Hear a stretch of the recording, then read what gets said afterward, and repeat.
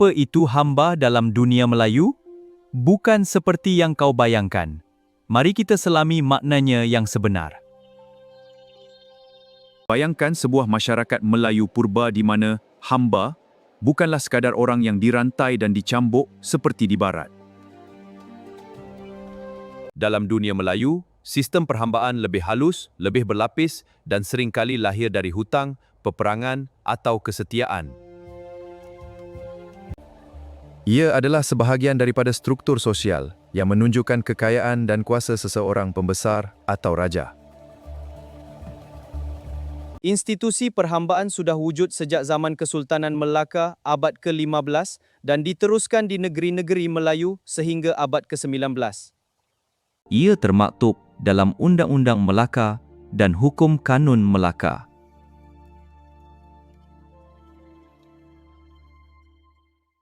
Jenis-jenis hamba dalam dunia Melayu. Dalam sistem sosial tradisional, hamba dibezakan mengikut peranan dan status mereka. Setiap jenis hamba mempunyai tugas dan tanggungjawab yang spesifik. Dalam dunia Melayu purba, tidak semua hamba sama tarafnya. Yang paling istimewa adalah hamba raja atau dikenali sebagai biduanda. Mereka bukan sekadar pelayan biasa. Ramai antara mereka adalah orang kepercayaan raja, dilantik untuk tugas penting di istana, menjaga keselamatan dan urusan diraja. Sesetengahnya pernah menjadi tawanan perang atau pesalah yang dimaafkan, tetapi mendapat kedudukan tinggi kerana kesetiaan. Rujukan asli. Undang-Undang Melaka abad ke-15 secara khusus menyebut golongan hamba raja sebagai golongan yang dilindungi dan mempunyai status yang lebih tinggi berbanding hamba biasa. Jenis yang paling ramai adalah hamba berhutang. Mereka menjadi hamba kerana hutang keluarga, pinjaman atau denda. Berbeza dengan perhambaan barat, hamba berhutang boleh menebus diri mereka apabila hutang sudah dibayar. Ramai yang bekerja di ladang, rumah atau pasar tuan mereka sambil menunggu masa untuk merdeka semula. Sistem hutang ini adalah bentuk perhambaan yang paling biasa di negeri-negeri Melayu sehingga abad ke-19 dan sering disebut dalam catatan sejarah tempatan serta undang-undang adat. Yang paling rendah tarafnya adalah hamba tawanan perang atau hamba abdi. Mereka ditawan semasa peperangan antara kerajaan-kerajaan Melayu atau dengan kuasa luar. Nasib mereka bergantung kepada tuan. Sesetengahnya boleh dibebaskan, sesetengahnya kekal sebagai hamba seumur hidup. Rujukan asli. Catatan sejarah menunjukkan tawanan perang dari serangan seperti pengepungan Melaka menjadi sumber utama hamba abdi.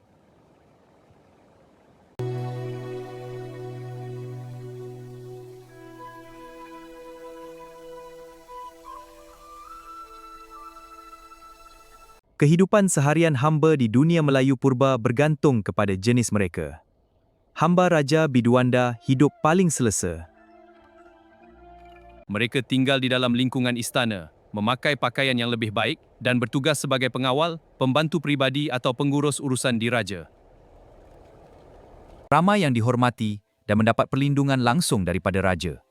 Manakala hamba berhutang pula bekerja di ladang padi, lombong timah atau rumah tuan mereka.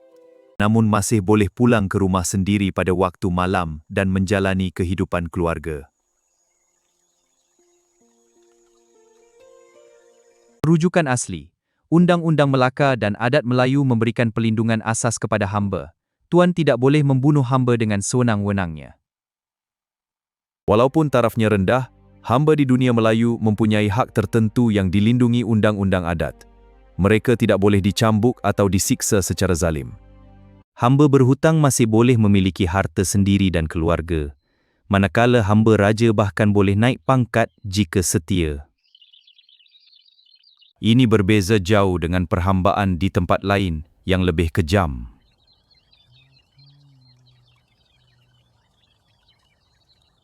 Hukum Kanun Melaka dan Undang-Undang Negeri Melayu menekankan bahawa hamba adalah milik tuan tetapi tetap manusia yang dilindungi. Yang paling penting, hamba boleh merdeka semula. Hamba berhutang boleh menebus diri dengan membayar hutang. Hamba raja boleh dibebaskan dengan keampunan raja. Ada juga yang dibebaskan oleh tuan sendiri sebagai amal atau hadiah perkahwinan. Ini menjadikan sistem perhambaan Melayu lebih terbuka berbanding sistem lain di dunia purba. Rujukan asli. Catatan sejarah menunjukkan banyak kes pembebasan hamba melalui penebusan atau keampunan raja di zaman Kesultanan Melaka dan negeri-negeri Melayu. Penghapusan sistem hamba dan kesan terhadap masyarakat Melayu. Sistem ini telah lama mempengaruhi struktur sosial dan ekonomi masyarakat. Kita akan terokai impak penghapusannya pada komuniti Melayu. Pada abad ke-19, kuasa British yang semakin menguasai tanah Melayu mula melihat sistem perhambaan sebagai halangan kepada pentadbiran moden dan ekonomi kapitalis. Bermula dengan Perjanjian Pangkor 1874, residen British di Perak seperti Hugh Lowe secara perlahan menghapuskan perhambaan. Pada tahun 1884, undang-undang rasmi diisytiharkan di negeri-negeri Melayu yang di bawah pengaruh British. Hamba tidak lagi boleh dijual atau diwarisi seperti harta. Perak Enactment No. 10 of 1884, Abolition of Slavery, dan catatan residen British yang mendokumentasikan proses penghapusan secara berperingkat di negeri-negeri Melayu. Proses penghapusan tidak berlaku secara tiba-tiba. Ia dilakukan secara berperingkat supaya tidak mengganggu ekonomi negeri, terutamanya lombong timah dan pertanian.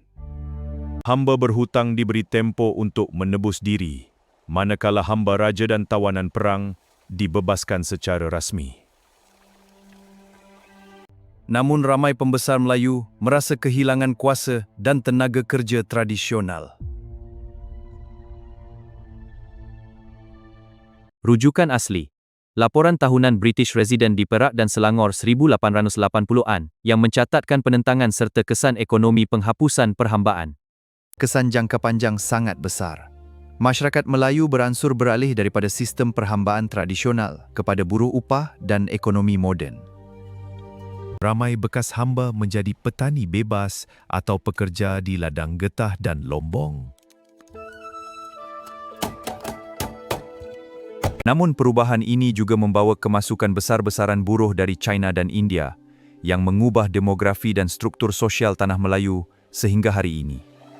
Rujukan asli. Laporan British Colonial Office dan catatan sejarah negeri Melayu awal abad ke-20 yang menunjukkan peralihan ekonomi selepas penghapusan perhambaan. Warisan dan legasi sistem hamba di zaman moden. Bagaimana kita menyesuaikannya dengan kehidupan kontemporari? Mari kita teroka kesinambungan budaya ini. Walaupun sistem perhambaan sudah dihapuskan lebih 100 tahun yang lalu, warisannya masih hidup dalam budaya dan sastera Melayu. Banyak hikayat dan pantun Melayu purba menyebut tentang hamba raja dan hamba setia sebagai simbol kesetiaan dan hierarki sosial. Malah dalam hikayat Hang Tuah, watak-watak seperti hamba istana sering muncul sebagai orang kepercayaan yang setia kepada raja dan adat. Rujukan asli, hikayat Hang Tuah dan hikayat Hang Jebat, abad ke-17-18, yang menjadi teks klasik Melayu dan masih diajarkan di sekolah sehingga hari ini. Legasi sistem ini juga masih terasa dalam struktur masyarakat Melayu moden. Istilah hamba kadang-kadang masih digunakan secara kiasan untuk menggambarkan hubungan tuan buruh atau kesetiaan politik. Lebih penting lagi, peralihan daripada perhambaan ke buruh upah telah membentuk corak ekonomi Malaysia hari ini, di mana ramai bekas hamba dan keturunan mereka menjadi petani kecil, pekerja lombong atau pekerja bandar. Kajian sejarah oleh Profesor Hu Kai Kim dan buku Sejarah Malaysia yang membincangkan kesan sosial penghapusan perhambaan terhadap masyarakat Melayu. Hari ini, cerita sistem hamba bukan lagi tentang penindasan, tetapi tentang bagaimana masyarakat Melayu berjaya melalui perubahan besar dan membina identiti yang lebih adil. Ia menjadi pengajaran bahawa sejarah kita penuh dengan lapisan yang kompleks, bukan hitam putih, dan menjadi sebahagian daripada naratif kebangsaan Malaysia yang multietnik.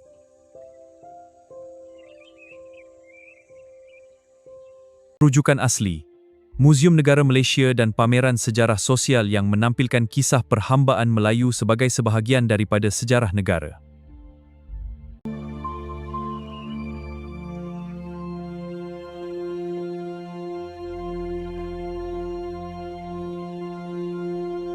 Rahsia sebenar sistem hamba dalam dunia Melayu bukanlah cerita kegelapan semata-mata. Ia adalah sistem sosial yang kompleks, penuh lapisan, di mana perhambaan bukanlah penindasan mutlak seperti di barat. Tetapi sebahagian daripada struktur adat, ekonomi dan kesetiaan yang saling bergantung. Ramai hamba mempunyai jalan keluar, menebus hutang, mendapat keampunan raja atau dibebaskan sebagai amal, sesuatu yang jarang diceritakan dalam buku sejarah moden. Rujukan asli, Undang-Undang Melaka dan Hukum Kanun Melaka abad ke-15 yang secara jelas memberikan perlindungan dan mekanisme pembebasan kepada hamba. Penghapusan sistem ini pada akhir abad ke-19 bukan sahaja mengubah ekonomi, tetapi juga membentuk identiti Melayu moden. Ia mengajar kita bahawa sejarah Nusantara tidak hitam putih. Perubahan besar boleh dilakukan tanpa menghapuskan sepenuhnya warisan budaya. Kini, keturunan bekas hamba dan pembesar hidup berdampingan sebagai rakyat Malaysia yang sama taraf. Rujukan asli, laporan British Colonial Office dan kajian sejarah Profesor Hu Kai Kim yang menunjukkan peralihan masyarakat Melayu ke era buruh upah dan multietnik. Pengajaran terbesar. Rahsia yang jarang diceritakan ini mengingatkan kita bahawa setiap bangsa mempunyai sejarah yang kompleks. Bukan untuk kita malu, tetapi untuk kita fahami, hargai dan belajar daripadanya. Terima kasih kerana ikut sampai habis.